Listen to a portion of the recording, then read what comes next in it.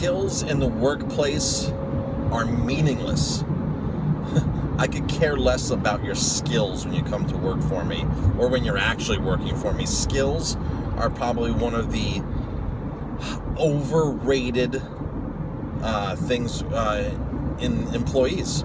They're totally overrated. So I just got back from a forum, a workforce forum for the hospitality industry here in the Hudson Valley, and there must have been 25 or 30 of us around, managers, owners of places, and we're trying to discuss with the local community college about the skills that are necessary to put people, the workforce, to put students into jobs in our area, into hospitality jobs, kitchen jobs, waitstaff jobs, hotel jobs. And I got to tell you, one of the unanimous decisions through all these leaders in this room was that skills are good, but that's not the main thing. It's not nearly the main thing. The main thing with being successful in a job is ethics. Ethics are super important. Being able to show up, being responsible, being willing to learn. For me, the thing is, hey, if you're going to show up, you're going to have a good attitude, I'll teach you the skills. The skills will eventually need to be a factor of your job because you're going to have to perform certain things. But you can come to me with no skills and a great attitude, and I'm going to hire you. Or you can come to me with all the skills in the world, a degree in this and that, but nobody wants to work with you. You have a terrible attitude. You're not a team player, or you can't show up for the job. You just can't get it together to get into the job. I had an employee that started working for me. She only lasted like 4 days. Had a lot of experience, came in, was doing a good job her first couple of shifts, and learned that she was bipolar and totally a different person from day to day. And all of a sudden needed the weekend off, all of a sudden had this story, all of a sudden had that story.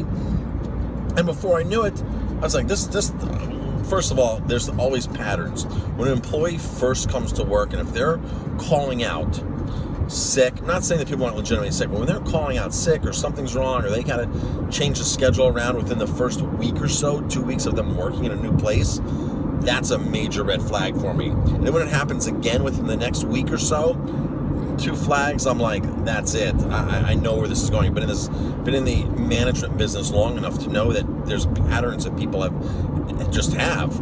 And it's a shame because there's a lot of great workers out there with fantastic skills that just can't hold a job down because their ethics, they just don't have the job ethic. Recently happened, a high school student came to us and was just working for the week, fantastic worker, but she wants to make her own schedule. She thinks she needs Saturdays off and doesn't tell us until the last minute, but then's out and about, posting stuff on Instagram on that night and where she was at. And I've had many employees do stupid stuff like that. So now, not only does the boss find out, but your fellow employees, your fellow co-workers find out, and they get less respect for you. They don't want to work with you. And if they don't want to work with you, they're going to complain to me, and then I don't want to work with so-and-so and this and that because either they're lazy or they don't follow through or they can't show up or I'm going to have to do more work. Then all of a sudden, I have no place to put you on the schedule as an employer because nobody really wants to work with you. So I cannot state this enough to culinary students, to hospitality students, to any type of student, to any type of person that's going out to get a career and getting a job. Ethics are super important. Be 100% honest and transparent with your boss. Explain to him, things do come up, but then be willing. I just had a girl who went home because she was sick the other night. She totally went home. She was sick, legitimately sick. And she's like, I'll make this shift up to you. I'll totally make this shift up to you. What day do you want me to come in to make it up, So it's like, okay, so here's a person that knows that, hey, I'll totally make this up for you, work the schedule around, so somebody else can have a day off. And that's an employee that's willing to work with you. A lot of people in the past that have gone home sick, never offer to come in another day to make up or give the person a break that just covered for your shift. Right? Because somebody has to cover for your shift. So that means somebody else is working more. So, it's the whole respect and ethics thing. Just, that's the most successful. One of the people in the group told a story that they were hired a maid.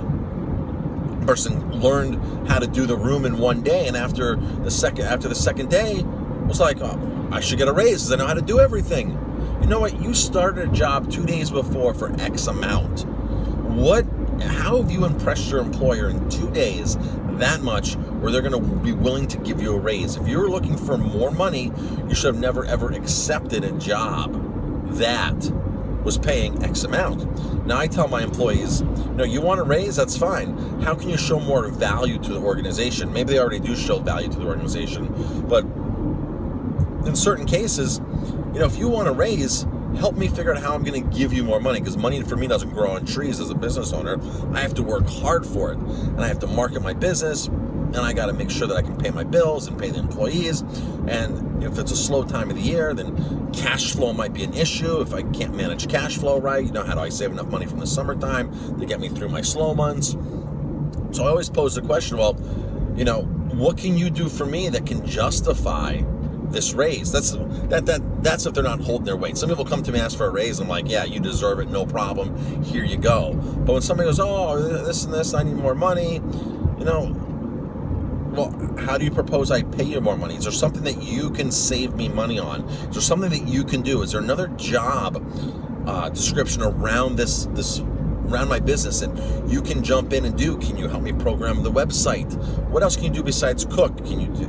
So that's super, super important, to be able to take people's other skills and maybe use them, or as an employee, show me what you got.